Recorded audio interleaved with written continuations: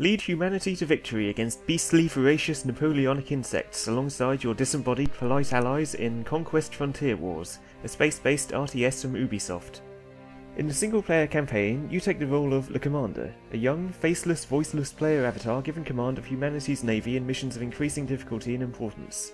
The game starts at a pivotal moment in human history, first contact with an alien species, the aforementioned beastly insect creatures known as the Mantis. Perhaps inevitably, war soon follows. What follows is a linear string of missions telling the story of the war from beginning to end. There are no half measures or ambiguous endings to be seen. Either you defeat the Mantis or they, rather terminally, shall defeat you.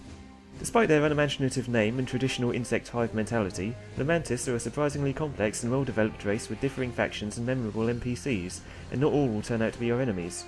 Most will, however, and much of the game takes the form of overcoming their empire one star system at a time, accessible through conveniently placed wormholes. Also joining the fray later on in the game are the enigmatic Solarians, a friendly race of advanced non-corporeal beings who can be rather hard to understand without subtitles. Like the Mantis, they can also boast complexity and variety in their characterization, which makes their arrival something of a mixed blessing. You'll have to play for yourself to find out what I mean by that. Many of the hallmarks of real-time strategy are to be found in this game. You must build your units and shipyards, build labs to research technologies and upgrades, shoo away the fog of war through exploration, and stronger units and better technologies will become available as the game progresses. The new feature that Conquest brings to the table is supply lines. In order for your fleet to be an effective fighting force, you must maintain a secure supply line from your headquarters in one system to adjacent wormholes, all the way to wherever your fleet happens to be. Ammunition is not infinite and must be replaced, lest your force find itself defenceless in the face of the enemy, and then subsequently dead.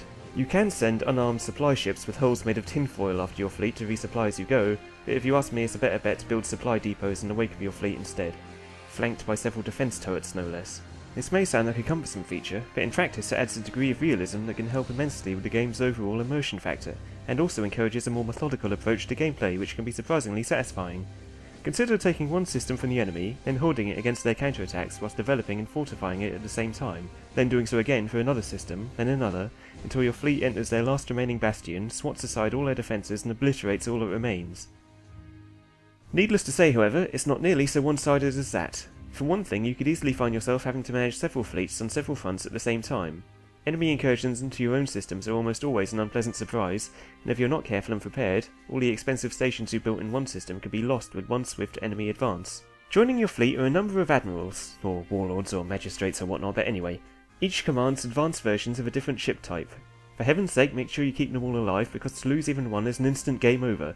These officers are all impressively detailed characters, in fact helped by the mostly decent and sometimes peculiar voice acting, and you'll soon find that there'll be times when you want to strangle them all, and other times when you gladly follow them into hell.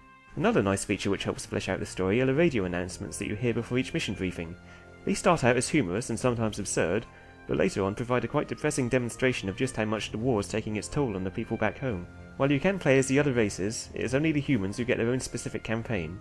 You'll have to content yourself with the quick battle mode, multiplayer, and largely pointless tutorials for the Mantis and Solarians. This in itself isn't a bad thing, as you have full access to all the ships, technologies and command officers for all three races and quick battles, and in all honesty the story works well enough with just a human-centric campaign. On the downside, the graphics really are nothing to shout about, and if anything they look rather too cartoonish. The fact that dreadnoughts can be almost as long as planets doesn't much help sell the image of a realistic warscape either. This might have been a significant mark against the game were it not for the insidious genius of the music. Its simple yet inspiring quality can make even the most mundane piece of logistical busywork feel like part of a great, noble struggle against near impossible odds. Both of the other races have their own specific music tracks as well, which reflect their nature superbly, with menacing warlike themes for the menacing warlike Mantis, and deceptively calm yet powerful tracks for the deceptively calm yet powerful Solarians. This game is a good example of easy to learn, difficult to master. The difficulty curve will take a significant swing upwards as the game proceeds, and you could lose hours or even days trying to beat just one mission. If nothing else though, that will certainly make the feeling of accomplishment, or perhaps feeling of relief, that much stronger when you finally do prevail.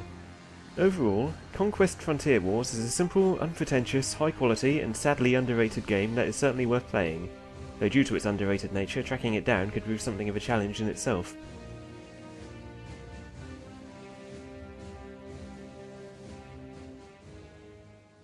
Eyes, arms, pics to die for!